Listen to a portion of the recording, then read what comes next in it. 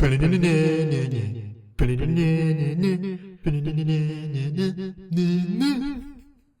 everyone, and welcome back to another episode of X Marathon. I'm your host, Max Kellerhalls, and with me today we have... Hi, I'm Joelle. And today we are continuing the X-Men movies in particular with X-Men Days of Future Past. In my opinion, my favorite X-Men film, of all time. This is the one that I think is my go-to. I love First Class, but this one has my favorite X-Men in it. And I think the story it tells is just so well done. That's basically my go-to thoughts on this movie. It's just it's really good and I really love it. It's perhaps my favorite. It was also the first X-Men film I actually got to see in theaters, and only X-Men film. I never went to go see any X-Men film after this. Fair enough. I guess I should say X-Men film with X-Men in the title. Because I saw Deadpools and Wolverines, but nothing X-Men. So yeah, this was the one that I saw in theaters. It came out in 2014. So 10 years ago. Yeah. Yeah, rewatching it, man, it holds up. But yeah, I was a little bit impressed when I saw that it came out in 2014. Because I just recently watched it for the first time. Yeah, I really liked it particularly compared to Last Stand. Well, yeah. But that's not a high bar. So,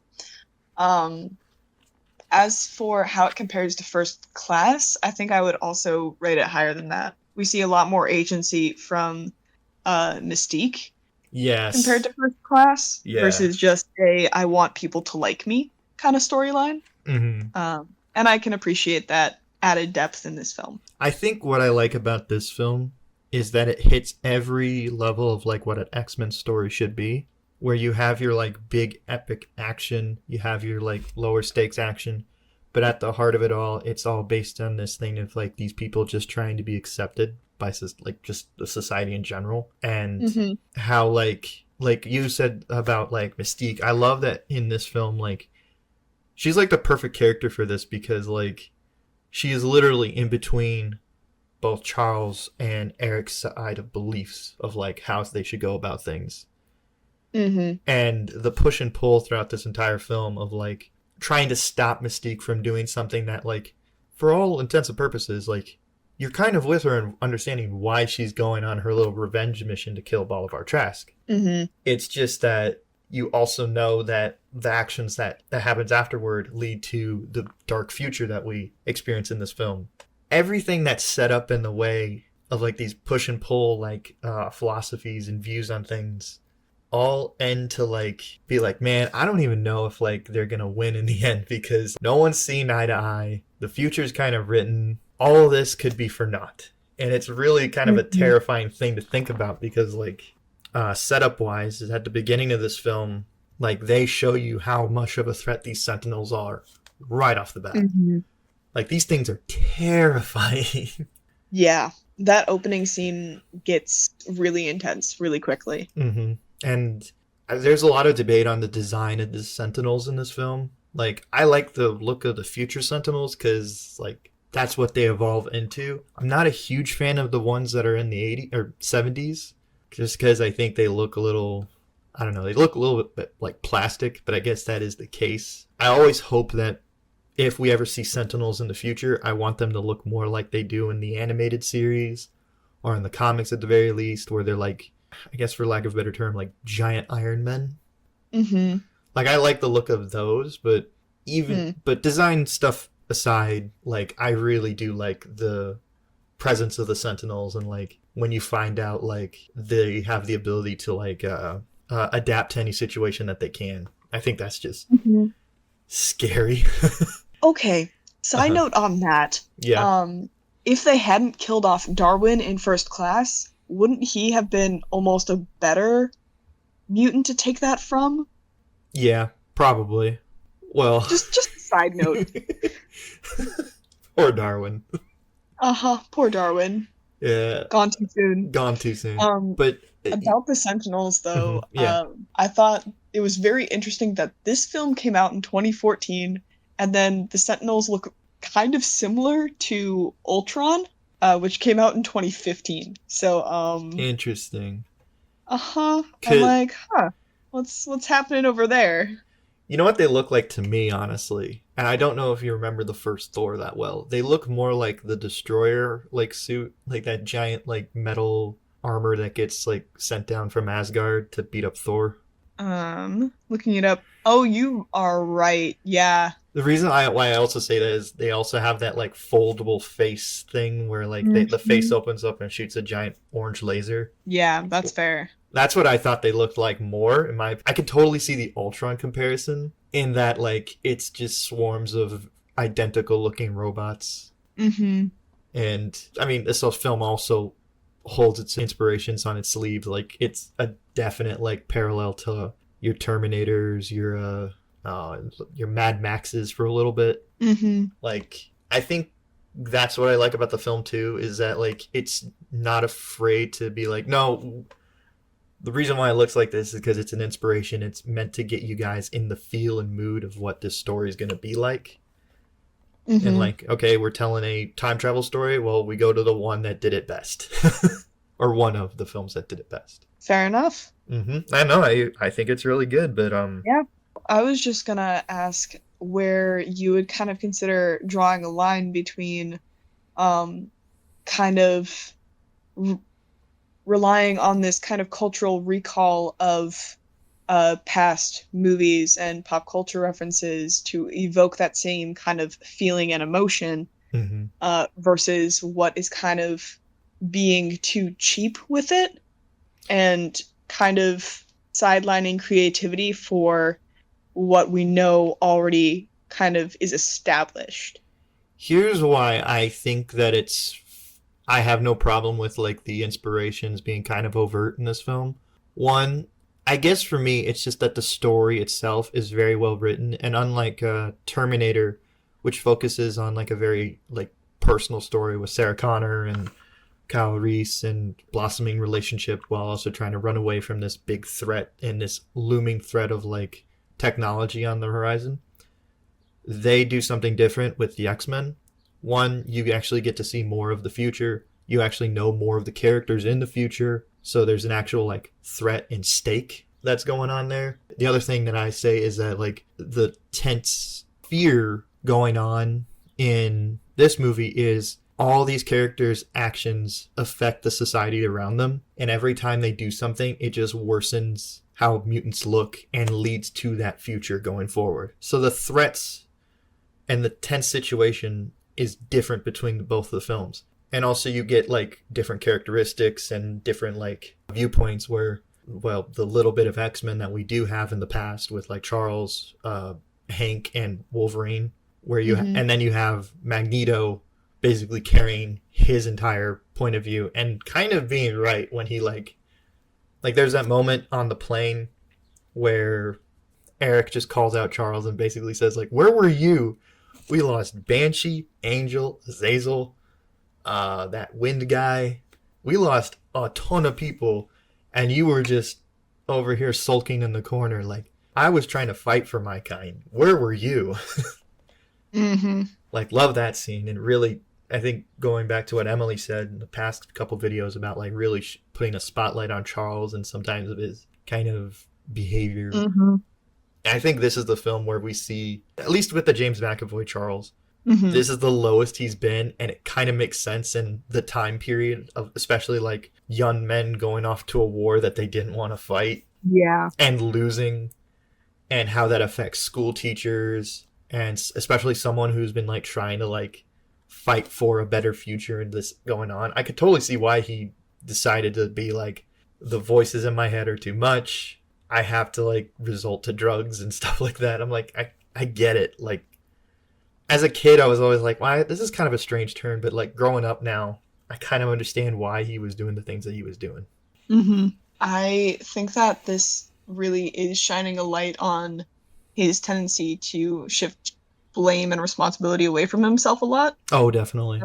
To an extent, I liked the moment that he had with Mystique, where he was like, from the moment we met, I was trying to control you, Mm-hmm. but the future of mutants is in your hands right now. Um, Yeah, I wanted to talk about that with you because one of the things that like I really like about this film too is like especially with like Charles, like he has the ability to like shut people down and like basically take away their Mm-hmm. free will. But what I like about this ultimate like this battle with Mystique and trying to make sure like trying to see if she will do the right thing, he gives her the choice. Like he's Mm-hmm. totally willing to like risk everything that they fought for up until this point on just the hope that she will do the right thing. Yeah. And that's what I really Um. like about this film because like Mm. it's about hope and how that's just a thing that like that's the thing we should fight for and stuff like that. And like I think that's what the X-Men has always been about is like the hope for a better tomorrow. Mm-hmm. Something that bothered me about that moment, I can't remember, was it Wolverine or Hank that told Charles to shut her down? Hank, it was Hank. And that feels kind of out of character for him because he also really believed in the good in her. Not as much as Charles, but like Well, what we saw of them in First Class, I don't know. the thing about like Hank, at least in these films that I've recognized, especially like in First Class, he's very much a person that wants to believe in like a better tomorrow, but is willing to do a lot of what Magneto does to like get there. Where he won't be like kill humans or go to war against humans, but he's definitely more like, look, we got to be rational here, and like if something's not working, we got to make sure that it works. We can't just have hope. Like there's the point where he brings up like the theory of like cast a stone into the river and the river just goes around it, implying that like whatever you do to stop a certain moment in time, like time is just had a fixed like trajectory. So he's definitely more like that's my thinking, and like we can't just risk things on things that like aren't quantifiable because he's a scientist. That's how he thinks. So I can kind of see it as that point of view, but to your point, he also likes her. Yeah, So it's a bit and weird to that's be even like, more of why yeah, is he advocating for this? yeah, that I Um, don't get. That doesn't make sense to me. But I think also it's supposed to be like he's the audience character in that point, in that moment of like mhm, the that one audience member who really doesn't care about like the actual like mhm. feeling in the moment is just very like pragmatic. Like no, shut her down.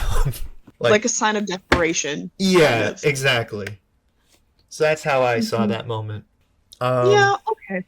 oh, I kind of want to get your opinion on this because like this is one of the highlights of this movie in the little that he's in it. Quicksilver, what did you think of that whole I loved him in this movie. He was probably my favorite character.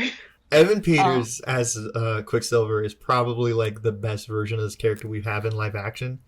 I like Aaron Taylor Johnson's version in Age of Ultron for the little he's in it, mhm, but I like this version because he's actually a character and like this is what I think the Flash mhm. in the Flash movie should have been, like fast and quick witted and like how do I say this? Less of a klepto, though.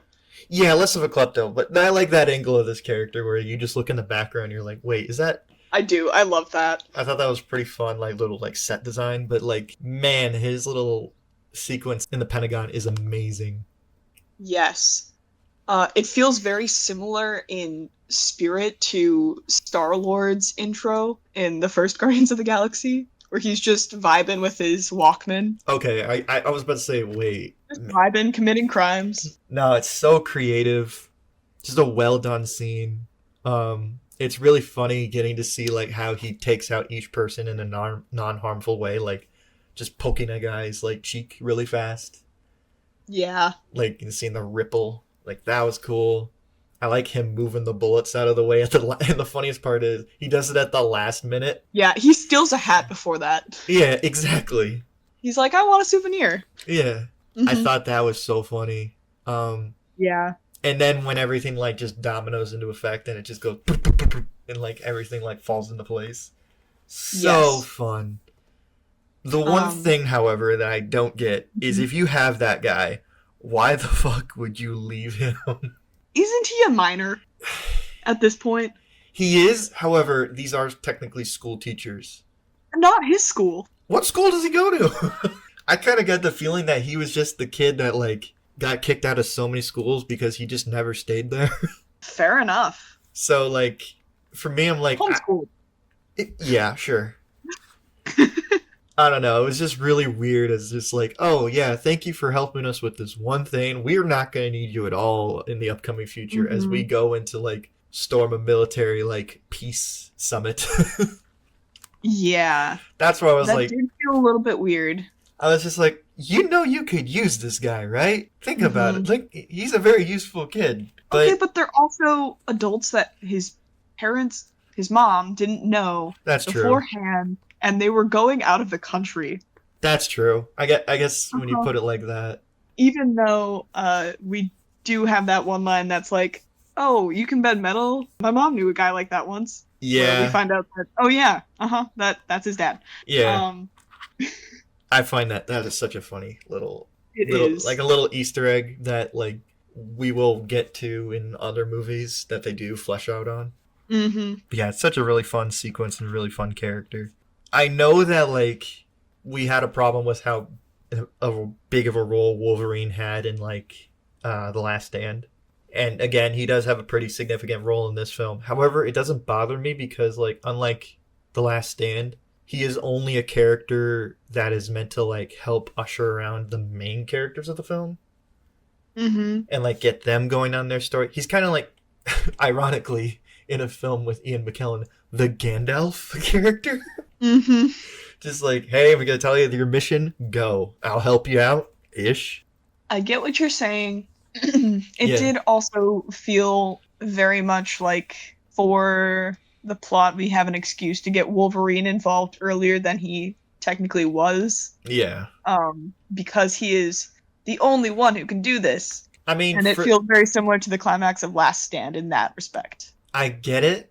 Okay, so the one thing that doesn't make any sense to me is even comic book wise is like how the hell does Kitty Pryde Shadowcat have time travel powers? Honestly, Yeah. that makes no sense. Like Where did that come from?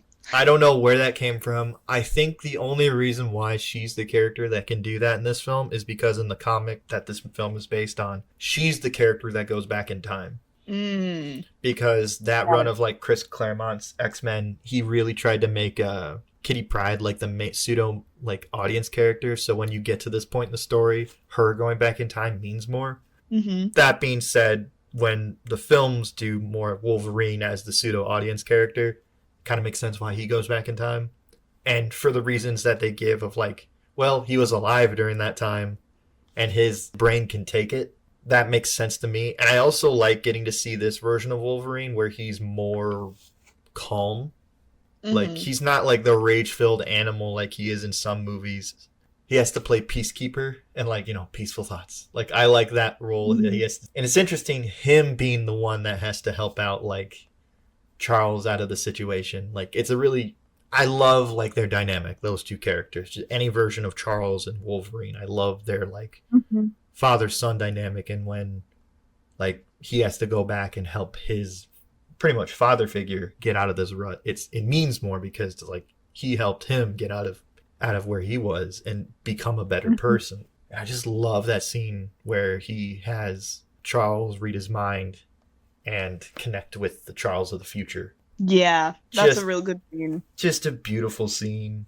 Like I love the line of like Charles says of like no matter how much a person stumbles or falls. Oh God. I keep forgetting quotes, but I really like that line.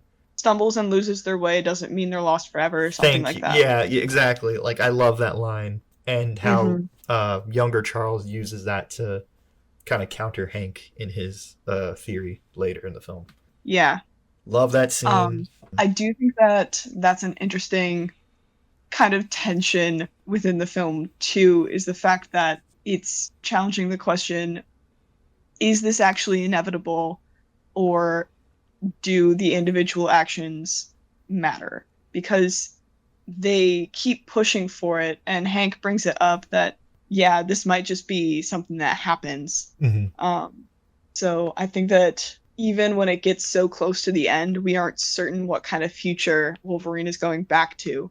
Yeah. I mean, when you get into like time travel mechanics of movies, they usually are kind of hand waved away of like, wait, if Wolverine's messing with stuff in the past right now, why are we still having that future where everything's still kind of the same? Like, Mm-hmm. wouldn't just him being there and talking to Charles and all of them, like, change things radically? Yeah. Like, Okay. So, quick like, side note. uh-huh. 2014 was when a lot of sci-fi pieces were talking about how simply moving like a person's consciousness or like their mind would be a lot simpler than physically moving them back in time. I'm curious as to what you're actually, which film you're talking about here. I read A Thousand Pieces of You by Claudia Gray, Oh, and that okay. was multiverse travel. They talk about time travel later, but yeah, some similar concepts. Okay. Yeah, it's kind of the thing in sci-fi at that time.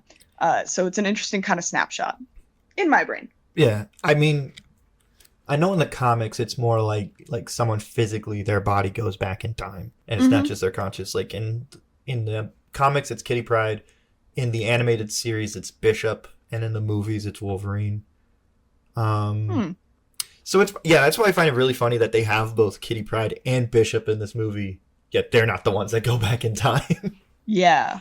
Like personally, I love Bishop as a character, so I was really Hmm. excited initially when I was a kid to be like, "Oh, I can't wait to see Bishop on the big screen." And he's kind of there. He just has like a background character, and like Yeah. it makes sense why he's here in this story because this is one of the stories that made him popular as a character, Hmm. and he's always been a character from the future. My thing though is just like he's just kind of there. I think it's a waste of Bishop, but I do think it's kind of fun to see other like lesser known X-Men characters in the future.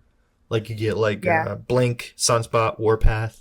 I love Blink. Blink was really cool. I liked her powers and Hmm. how she used them. I think one of my favorite uses of them at the final battle is when like she teleports Colossus in the air, have him Yes. dive down, then throw And another then go shooting out and like I tackle a sentinel. I thought that was really cool and really creative, and like I thought that was really fun.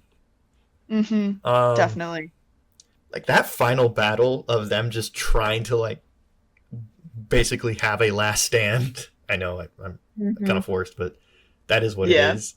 But like them just like trying their best to just like take out as many as they can before they die, like it's haunting, and they just get killed in the most brutal of ways. And then like the moment like Storm goes, I mean, as a kid, that was the part where I was like, oh man, Yeah, me too.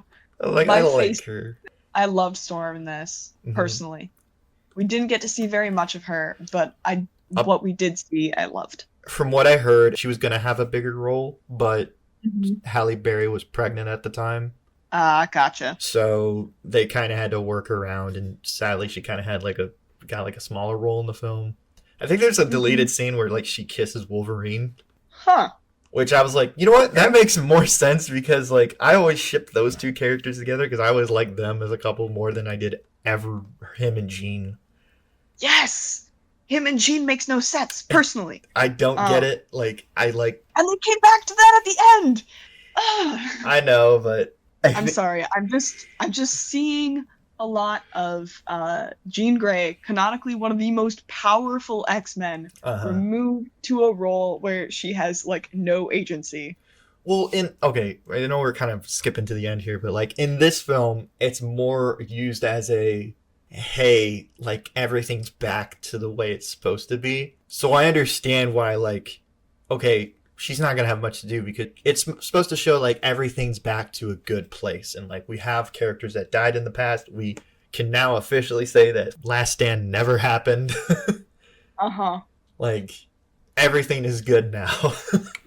And like Hmm. I remember as a kid when like seeing because I grew up on those first couple X-Men films. So when you get to see like Jean, it's just like, oh man, it's good to see her back. And then like when he goes to like touch her face because he's just like, oh my god, you're back. And Scott just grabs his hand like, hey, what are you doing? I was so happy because I was like, yes, this weird love triangle thing is back. Like it And I was was like, no, the weird love triangle thing's back. But I was just happy to see Scott because like he just got screwed over in Yeah, Last he Stand. did. So He it's did. just That's kind of fair. and I love Wolverine's reaction because like he's not mad at like seeing Scott. He's just like, Scott. Like he's just happy to see him. Mm-hmm. Like, Wolverine never hated Scott. He was just always like, but it was just this weird dick measuring contest between the two of them. That's So, crazy. well, it always was. No, I believe you. I watched Last Stand. Um, Fortunately, I did see a little bit of that. Yeah, but just like this movie was like the No Way Home of its time, in my opinion. Yeah. Because this Hmm. was the movie that combined two eras of X-Men. Like, you got your young cast meeting the old cast. This was going to be Hmm. the farewell tour for the old cast. Like, a lot of actors who played characters in this film never come back after this. Hmm. And this was going to be the movie that kind of leads everything into like a new direction. And we'll get there. This film also really kind of screws up, like, okay, now what's canon now? Because this film pretty much negates X-Men, X2, The Last Stand, and if you want to talk about some other films that we haven't covered yet, but we are going to it basically negates X-Men Origins Wolverine and The Wolverine. Hmm. Which, like, The Wolverine came out like a year prior to this film. Yikes. And they were just like, nope, not canon. So that's what I'm saying. Like, Tried so hard. the X-Men continuity makes no sense, and it's the one thing that's like really difficult to tell people. Like, yeah, these films are really good. However, like, Hmm. you gotta get past a lot of like, wait, that doesn't make sense. Why is this person here if they're supposed to be there? How come he has legs here but he doesn't have legs here? They just kind of said like, fuck it, and we're just gonna try to tell a good story. And for the most part, I think this film does a good job doing that. I would say so. Another side note question, as Mm-hmm. someone who has seen a very limited number of these films, do we Yes. ever get more of Havoc? Or is he always just like one of those kind of side Yes. characters Well, in the background? yes, we do. He's actually Okay, a prominent character in the next film we cover for a little bit. gotcha. I guess if I had any other like little things that I want to say that I love about this film, God, I know the animated series intro is always going to be the go to like X-Men theme, but I will make a strong case that I think the theme from this film, that opens this film and ends this film, is so freaking good. The score by John Ottman is amazing. Hmm. Like, when that like dun dun dun dun dun dun dun dun dun, like, when that goes and like I remember being in the theater and just being pumped. It's just like, yeah, we're gonna be able to see some X-Men, baby. But yeah, I love that music. And after I watched this film again, I just put it on my like Apple and like YouTube playlist. You listen to Apple Music. Respectfully. What? Okay, Not as bad as like Amazon Music, but I'm just so used to Apple Music now of just how its layout is done that like going to Spotify is just like, I don't know how any of this works. fair enough. I like some casting decisions of like, I like Peter Dinklage as Trask. I was going to comment on that, and I was going to ask how many movies is Peter Dinklage either the villain or a scientist?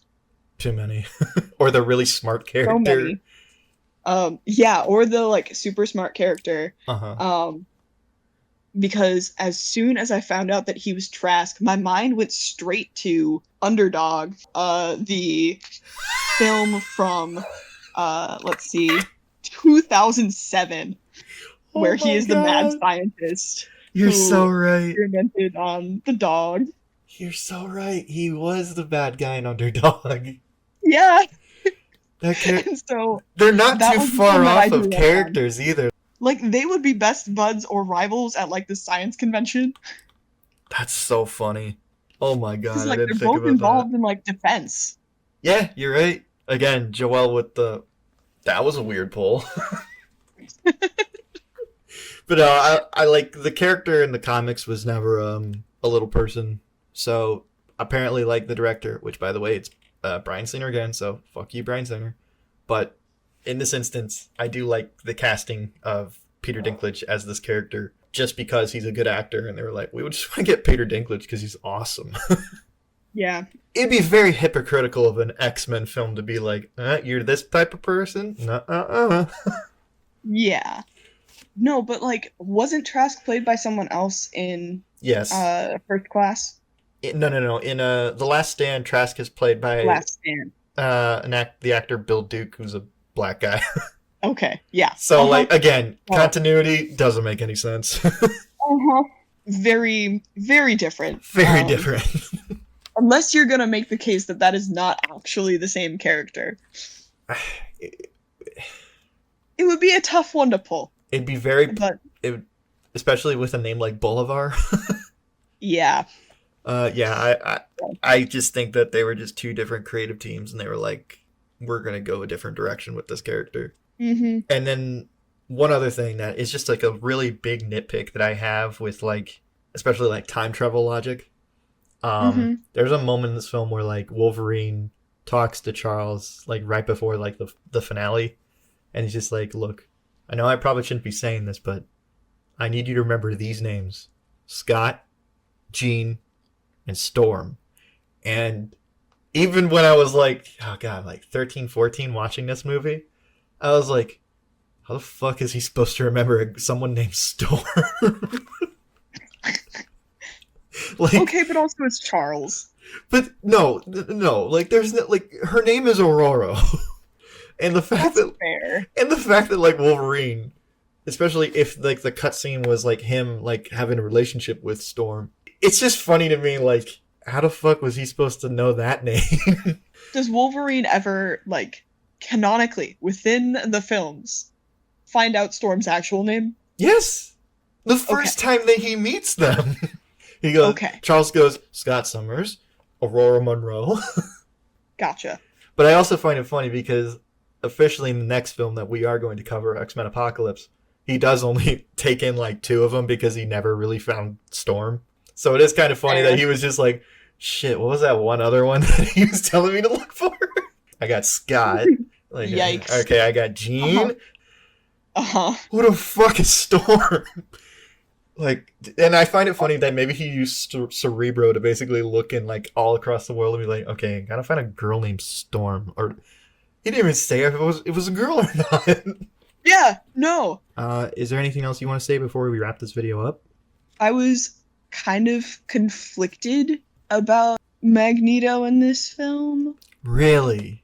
It feels like a step away from seeing him with a lot of depth and more to seeing him with a one-track mind. Which I guess could be a plausible continuation from the end of First Class, but for me, I don't think like there's any like he feels like a fully fledged character in my opinion. We do have to understand that like after First Class, he's definitely become more of the mutant liberation movement kind of person, and like especially now that he's alone and like he doesn't have a brotherhood anymore. Like Mystique went off without him. Quick little thing. I love the idea that he's the guy who may have killed Kennedy. I don't know why. I just think that's pretty funny. And that they say like, oh yeah, Kennedy was a mutant. I'm like, what? I was like, what on earth? And how did he know? The president was a mutant. How would Magneto know? Yeah, like he doesn't have the ability to like call people out. Like, unless he made like a really big guess. Yeah. I was very confused on why. Like, you could have very plausibly been like, well, he was already, like, going to be making these policies that were inclusive of mutants because JFK is known for, like, kind of supporting the civil rights movement, and that was kind of, like, what was happening at the time, and so it would be a logical progression. But making the jump to he was a mutant was just very, very interesting choice. Yeah, I honestly think that was just like, we're in the 70s. Why is he in the Pentagon? Let's just say he killed JFK because in our world, like there's still weird conspiracy theories, and like we can kind of explain the magic bullet theory kind of thing. And again, I'm not going to get into that. Yeah. Watch a Joe Rogan video. I don't give a shit. Fun. The bullet curved. How do you explain that? It was Magneto. Yeah, and then later in the film, like he curves the bullet again, so it's just like, oh, okay, well, I mean. And I saw it kind of also as like, oh, would you look at that kind of parallel to what happened with Charles? He curved the bullet that was at him, and it crippled Charles. Maybe Magneto's... I just imagine Magneto like in that prison cell just like, maybe I really should stop curving bullets because I seem to really fuck up every time I do it. Yeah, maybe just stop the bullets. Yeah, just take all the momentum out of it. Like, he's doing that thing where it's just like, all right, if I were to do that situation again, I gotta like, all right, shouldn't do that. Don't do that. Uh-huh. It's kind of like when Like you he get learned nothing. Just like how challenging it is to stop a bullet when he does it so many different times across the films. And exactly. stopping larger things that are potentially moving faster with more momentum. Anyways, it seems like such a simple thing to do. It really But hey, does. I don't control metal. Who am I to judge? But yeah, like going more based off like his character. Yeah, I had no real problem with the Mhm. film. Like I love his speech at the end and it being intercut with like what his belief of like, oh, we need to be on top gets them in the future of, and you just see like Colossus get like pulled in half and characters just like get killed in horrible ways.